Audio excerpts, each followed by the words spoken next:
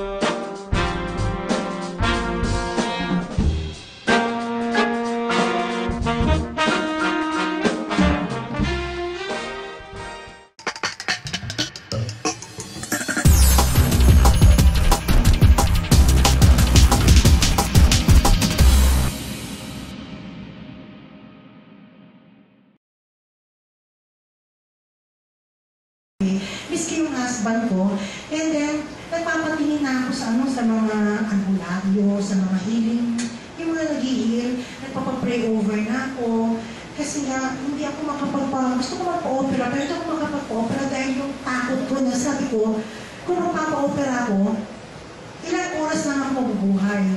There is no assurance that after operation, buhay pa ako. Dahil yung complication. Yun.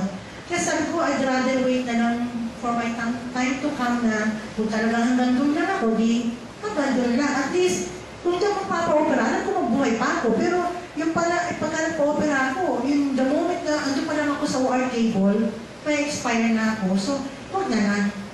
And I'm very thankful na yung anak ko,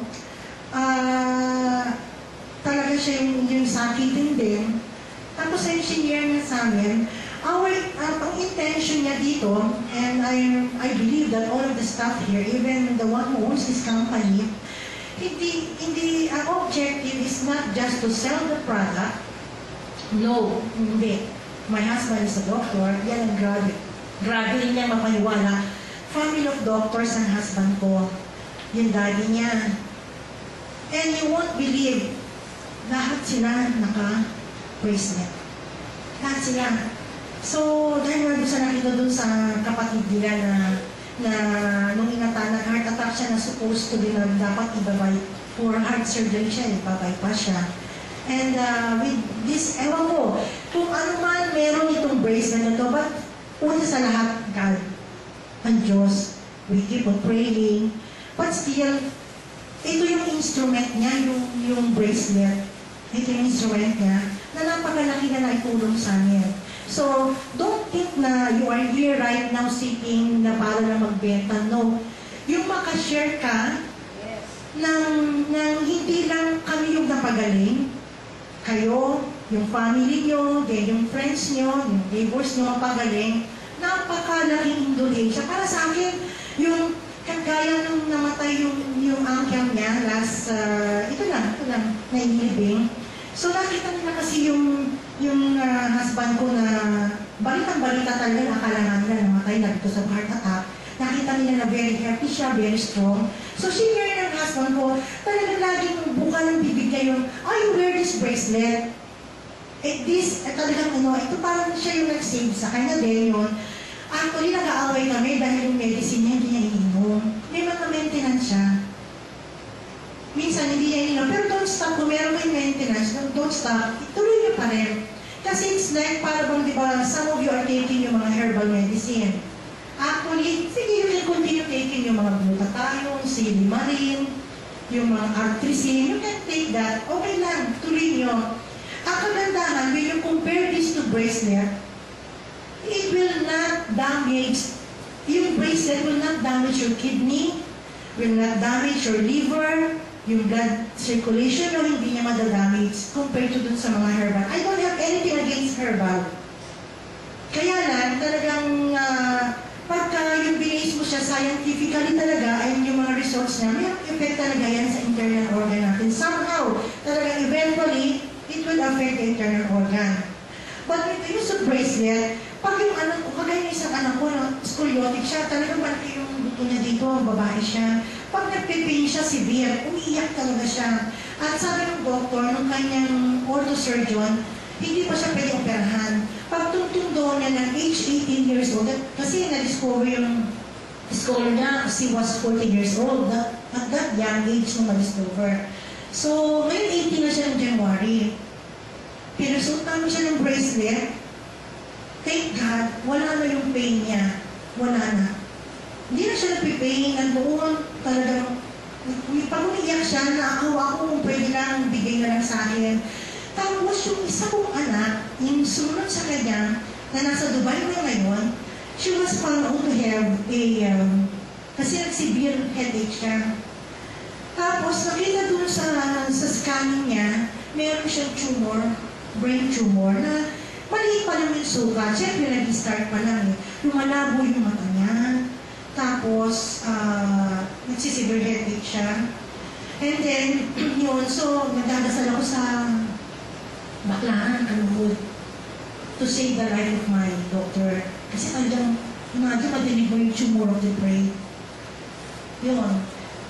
Tapos hanggang sa eventually din, yun na yung na-discover ng anak ko, dahil napagaling siya, naniwala yung anak ko dun sa produkto, sinare niya sa amin, hanggang sa yung in-spread namin, na hindi lang kami ang dapat gumaling. Hindi lang, bakit mo ipagkakait dun sa kamag-anak mo, sa friends mo, sa mga kapitbahay mo na parang na ikaw lang yung gusto mabuhay, na pwede mo siyang i-share.